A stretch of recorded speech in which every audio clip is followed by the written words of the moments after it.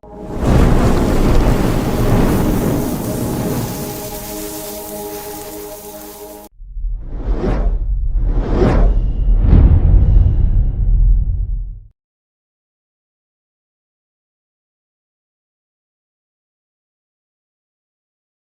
the Ramban writes a letter to his son, and he says to his son, accustom yourself to speak gently to all people at all times.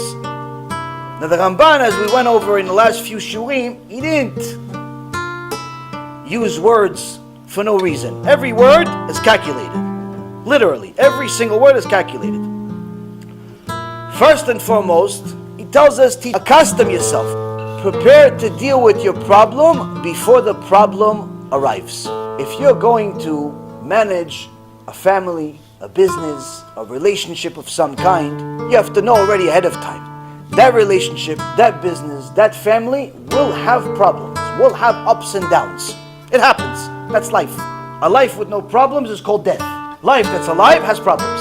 Sometimes money, sometimes health, sometimes difference of opinion. Problems happen.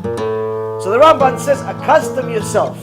Get ready for the problem before it happens. Meaning, prepare yourself. One time, there was a bunch of American millionaires came to the training grounds for IDF, for Tzal, in Eretz Yisrael. They were big donors to Eretz Yisrael, to the army. And one of the old little Jewish ladies, she saw the guys training. The guys training, the climbing, the jumping, struggling, a couple of guys get injured, all types of things. And she feels so bad, this little old lady. She goes, please, tell them to stop.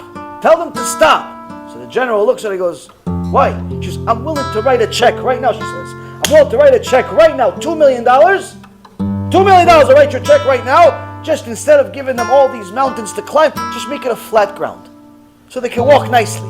He says, thank you, man, for the $2 million, but if I take your $2 million, we're not going to have any boys left. Because they're all going to die in war if they don't train like this. If they don't train like this, if they don't struggle, if they don't break some bones, if they don't climb some mountains, if they don't make themselves stronger, they're not going to survive the real battle. So thank you for the $2 million, but no thank you. We need to train for the problem before the problem arrives. The same thing applies in life. If you're going to manage a business or manage a family or manage any type of relationship, you have to already prepare for the problems before they arrive. You have to prepare yourself psychologically. You have to know, okay, one day my wife, my husband is going to make me angry about something. Already I know I need to control myself, control my temper, not get angry so fast, not get angry at all, not jump to conclusions. Let them speak, let her speak. Let me hear what they have to say before I jump down their throat and kill them. They did a study on the psychological effect of a person and how it affects them physically. So he took two groups of people. One group, they gave them a basketball and said, you guys train and take this basketball and all week shoot 3 shots from the line. And we want to see how you improve after a week. The other group, they told them, you guys, same line, but imagine that you're shooting. Don't shoot, nothing. We're not giving you a ball. But just imagine that you're putting the ball in the hoop the whole week. And that's what they did. 1 week, they're actually shooting the ball. 1 week, the other group is not shooting anything, but they're imagining it. After a week, they evaluate it, take the records, go another week. Take the records, another week. They do this for a little over a month. After a month of training, one group is imagining, the other group is actually shooting. Who's a better shot?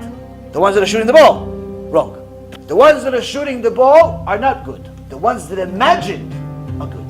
Why? The guys that are shooting the actual ball, they're seeing it actually miss constantly. Miss constantly. Eventually it goes in. Eventually, even a broken clock is right twice a day. Eventually it goes in, but they see that they're terrible. And they're trying to get better, but it takes a while. The other guys, in their imagination, they're always going in. They're always going in. They're always winning.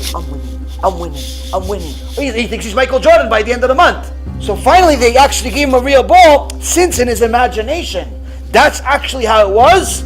Literally his physical nature changed to the extent that he became better physically. Meaning, if you train yourself psychologically, mentally, you train yourself, you can do anything, including physical. You train yourself to be a winner, you will be a winner. You train yourself to be a loser, you will be a loser. But at the same token, you have to know what to train yourself for. There's this fake teaching called The Secret, taught by all types of speakers that call themselves motivational speakers. And they tell you if you think good, good things will happen. Well, many people thought good, then they got hit by a truck.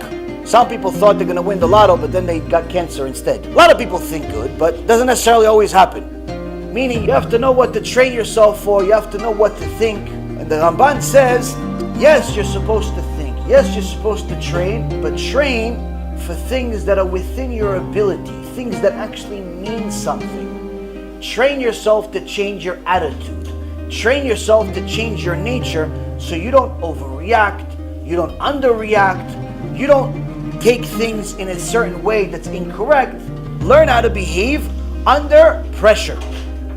Everybody's a tzaddik when everything looks good. When they have money in their pocket, when they have a job, when they have things going for them, everybody's good. Everybody's good. But that's not going to show who you really are. What's going to show who you really are? How do you react under pressure when things are not working out? So HaKadosh Baruch Hu says, you have to train yourself before the problem happens. If you do, you'll know how to deal with the problem when it finally arrives.